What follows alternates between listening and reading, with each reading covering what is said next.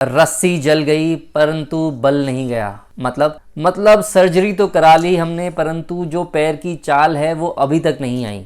इसको कहते हैं नी स्टिफनेस, मतलब आर्थ्रोफाइब्रोसिस। आपने बहुत जगह देखा होगा, अगर घुटने की चाल सर्जरी के बाद भी पूरी की पूरी नहीं आती है, अगर आपकी घुटने की कोई भी सर्जरी हुई हो, यहाँ तक कि ACL सर्जरी हो, मेनिस्कस सर्जरी हो या नी रिप्लेसमेंट तक हुई हो, और उसके बाद अगर घुटने की चाल पूरी नहीं आई है पहले जितनी, तो उसको नी स्टिफनेस कहा जाता है। क्या है ये नी स्टिफनेस? कब कहेंगे कि नी स्टिफनेस है या नहीं? कई बार तो आधी होती है, कई बार पूरी चाल नहीं आ रही होती, तो कब हम कहेंगे? चलो ये सब तो ठीक है, पर होती क्यों है नी स्टिफनेस? चलो मान लिया नी स्टिफनेस हो भी गई, तो अब डॉक्टर साहब सल्यूशन भी तो बताओ, या सिर्फ यूट्यूब पे वीडियो ही बनाते रहोगे? बताता हूं, वीडियो को एंड तक जरूर देखना।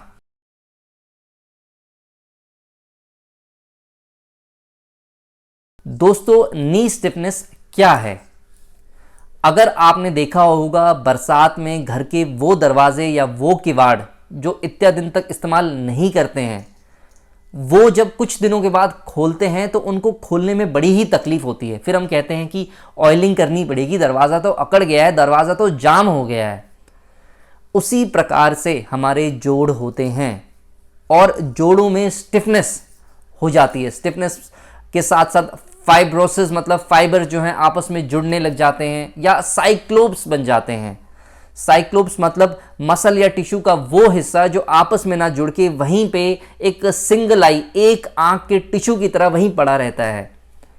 तो उसी प्रकार जैसे ये वास्तविक चीज़ें हैं, या ग्रीस ना होने की वजह से आप कह रहे हैं कि दरवाज़ा जाम हो गया है और दरवाजे को खोलने के लिए फिर बहुत मशक्क़त करनी पड़ती है, उसी प्रकार से हमारे जोड़ होते हैं और उनका अगर प्रॉपर रिहैब ना हो तो नी स्टिफनेस हो जाती है, जिसे आर्थ्रोफाइब्रोसिस कहते हैं।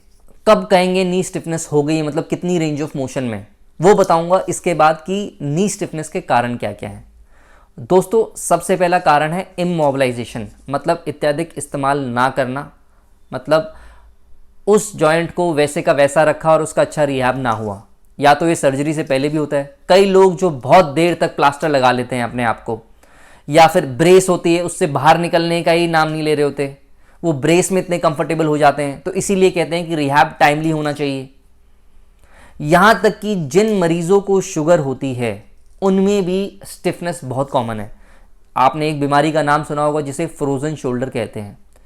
जी हाँ, फ्रोजन शोल्डर में भी एक तरह के एडिशंस, जैसे फेविकॉल होता है, फेविकॉल को अगर आप उंगलियों के बीच में लगाएंगे और कुछ देर बाद खोलेंगे तो वो जो गोंद है वो ऐसे एडिशंस डेवलप हो जाते हैं जिससे फाइब्रोसिस या साइक्लोप फॉर्मेशन हो जाता है। तो शुगर के पेशेंट में बहुत देखा गया है। ओल्ड एज, जिनकी उम्र ज़्यादा होती है, आमतौर पे उनकी फिजिकल एक्टिविटी बहुत कम होती है, मतलब जो नौजवान या युवा या मध्य वर्ग के फिजिकली एक्टिव लोग होते हैं, तो एक्सरसाइज ना करके भी उनकी कहीं ना कहीं इनवॉलंटरी मूवमेंट्स हो रही होती है, जैसे मेरी इस यूट्यूब वीडियो में। तो हमारे जोड़ जो है उनमें स्टिफनेस डेवलप होने के चांसेस कम रहते हैं, परंतु ओल्ड एज में इमोबिलिटी की वजह से ये ज़्यादा रहते हैं। और अब वो जो स्टिफनेस हो गई है उसको खोलने में दर्द होता है, तो लोग अपने कंफर्ट जोन से निकलने के बाहर डर से, उस पेन को ना महसूस करने की वजह से अपने जोड़ को वैसे ही रखते हैं, घुटने को वैसे ही रखते हैं। आपने देखा होगा लोग जब फिजियोथेरेपी करवा रहे होते हैं तो बहुत दर्द हो रहा होता है। जैसे मेरी मदर का हाथ का फ्रैक्चर हुआ था और लंबे समय तक प्लास्टर के बाद जब मैंने हाथ चलाया तो उनको बहुत दर्द हुआ था। तो ये जो पेन वाला फैक्टर है ये स्टिफनेस को एग्रीवेट करता है। तो अगर स्टिफनेस हो गई है तो फिर पेन होगा, परंतु वो टॉलरेबल है और उसका रिहैब अच्छे से करना पड़ेगा। फिर आते हैं साइंटिफिक कॉजेज, जैसे इन्फेक्शन। अगर जोड़ में इन्फेक्शन हो गया तो उसकी वजह से भी स्टिफनेस हो सकती है। फिर होता है इन्फ्लेमेशन, अगर जॉइंट में कोई इन्फ्लेमेटरी डिसऑर्डर है, जैसे रूमेटॉइड अर्थराइटिस है या फिर ऑस्टियोआर्थराइटिस, कोई गठिया भी है। तीसरा होता है मैकेनिकल ब्लॉक। मैकेनिकल ब्लॉक मतलब कई बार गठिया होने की वजह से हड्डियां ऑस्टियोफाइट्स डेवलप हो जाते हैं, मतलब हड्डी के वो टुकड़े डेवलप हो जाते हैं जो जोड़ के अंदर होते हैं, उसकी चाल में बाधा देते हैं। तो ये थे रीजंस। अब बात करते हैं कब कहेंगे कि आपको नी स्टिफनेस है या नहीं है। दोस्तों आमतौर पे जो घुटने की चाल है आफ्टर ACL सर्जरी या नी रिप्लेसमेंट 0 to 120 डिग्री या 115 डिग्री तक आ जाए तो नी स्टिफनेस नहीं कहेंगे, परंतु कुछ लोगों की चाल इसमें नहीं आ रही होती 0 to 120 डिग्री, तो उसको नी स्टिफनेस कह सकते हैं। 6 महीने तक अगर ये आ रही है तो अर्ली स्टिफनेस होगा। 6 महीने के बाद अगर होगी है तो डिलेड ऑनसेट स्टिफनेस है। तो जितना जल्दी रिहैब अगर आप करेंगे उतना बेटर ये रिकवरी होगा और स्टिफनेस के चांसेस कम है। कुछ लोग रिहैब लेट डेवलप करते हैं, ये गलती बहुत लोग करते हैं कि कभी भी रिहैब कर लेंगे तो सर्जरी या ACL सर्जरी के बाद वो बहुत दिन लेटे रहते हैं। तो लेट जब रिहैब कर रहे होते हैं तो उतना ही दर्द होगा, जितना लेट स्टार्ट करोगे उतना ही आपको दर्द होगा ACL सर्जरी से स्टिफनेस हटाने का, या घुटने से किसी भी सर्जरी या किसी भी चोट के बाद रिहैब हटाने का। तो इसलिए अर्ली बहुत ज़रूरी है आपको रिहैब करना। अब बात करते हैं कि इसका सल्यूशन क्या है। दोस्तों सल्यूशन तो एक है, छोटा सा और सरल सा, परंतु इस छोटे सरल को अगर आप नहीं करेंगे तो दिक्कतें बढ़ जाएंगी आपके लिए और किसी के लिए नहीं। सबसे पहला है आपका रिहैब, और अगर आप रिहैब करना चाहते हैं तो उसमें आप गर्म पानी की सिकाई आप अपनी फिजियोथेरेपी से पहले कर सकते हैं। इसलिए कुछ फिजियोथेरेपी सेंटर्स वैक्स ट्रीटमेंट देते हैं, उससे बॉडी गर्म होती है, गर्म से स्पाज्म हटता है, ब्लड फ्लो इंक्रीज होता है और मसल की सोरनेस कम होती है। और जब सोरनेस हटती है और उसकी रेंज ऑफ मोशन करी जाए तो वो ईजिली होती है। इसमें ठंडे पानी की सिकाई लॉन्ग टर्म में एडवाइजेबल नहीं है, बर्फ़ की सिकाई एडवाइजेबल नहीं है ACL सर्जरी के बाद या फिजियोथेरेपी से पहले नी स्टिफनेस हटाने के लिए, क्योंकि ठंडी बर्फ़ वगैरह कॉन्ट्रैक्शन कॉज करती है, वो एडवाइजेबल नहीं है। तो आपको हॉट वाटर फर्मेंटिंग गर्म पानी की सिकाई या हॉट टॉवल की थेरेपी लेने के बाद आपको फिजियोथेरेपी अपनी एक्सरसाइजेस करनी है।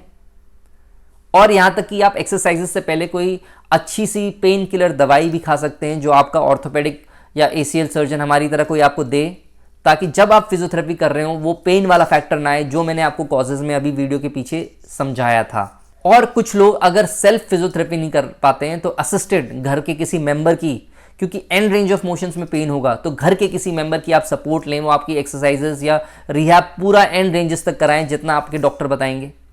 और नहीं तो मशीन असिस्टेड फिजियोथेरेपीज भी होती हैं, एक CPM मशीन आती है अच्छे फिजियोथेरेपी सेंटर्स में, अगर आप जाके देखेंगे तो। और अगर इन सब के बाद भी नहीं होता है तो विद इन 9 मंथ्स या 1 ईयर या 1.5 साल के बाद आपने जब अच्छे से रिहैब करा है, मेरा सवाल है अच्छे से रिहैब करा है, क्योंकि बहुत सारे लोग जो इस प्रॉब्लम से जूझ रहे होते हैं वो कभी अच्छा रिहैब नहीं करते हैं।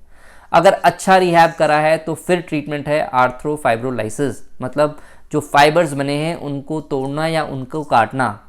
ये आर्थ्रोस्कोपिक भी हो सकता है या ओपन भी हो सकता है। मतलब आर्थ्रोस्कोपिक मतलब दूरबीन से, जैसे आपकी मैंने ACL सर्जरी करी है दूरबीन से, उसी प्रकार से दूरबीन डाल के घुटने में वो जो फाइबर, जो फेविकॉल का गोंद है उसको काटना, उसको हटाना, उसको कहते हैं आर्थ्रोस्कोपिक आर्थ्रोफाइब्रोलिसिस। और वो जो साइक्लोप्स 1 आई वाले स्ट्रक्चर जो बने हुए हैं छोटे छोटे जॉइंट में, उनको हटाना ताकि जॉइंट में फ्रीली मूवमेंट हो। इसमें कैप्सूल रिलीज भी करते हैं, कई बार टाइट हो जाता है।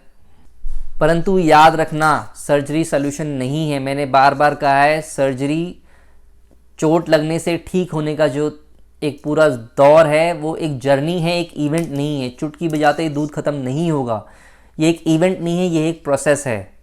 कई लोग स्टिफनेस की सर्जरी के बाद फिर से वही अपनी हरकतों पे बाज आ जाते हैं, वो एक्सरसाइज नहीं करते हैं। तो ऐसे तो आप कितनी ही सर्जरी करा लो फिर स्टिफनेस हो जाएगी, आर्थ्रोफाइब्रोलिसिस हो जाएगी फिर से।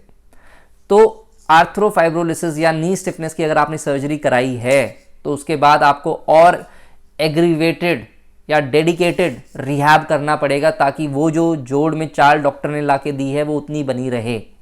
नहीं तो फिर बड़ा ऑपरेशन होगा। बड़ा ऑपरेशन मतलब जो चीज़ अब तक दूरबीन से करी थी फिर वो पूरा जॉइंट खोलना पड़ेगा, और जो क्वाड्रिसेप मसल है उसकी वीवाईप्लास्टी भी करनी पड़ सकती है।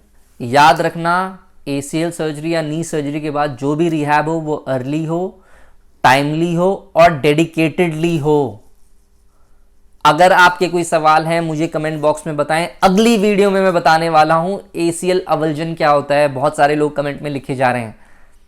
बहुत बहुत धन्यवाद। मेरा स्क्रीन पर नंबर दिया हुआ है। मैं हूं doctor Mayank Daral, senior orthopaedic surgeon, और आपकी कोई भी क्वेरी है मुझे व्हाट्सएप कर सकते हैं। बहुत बहुत धन्यवाद।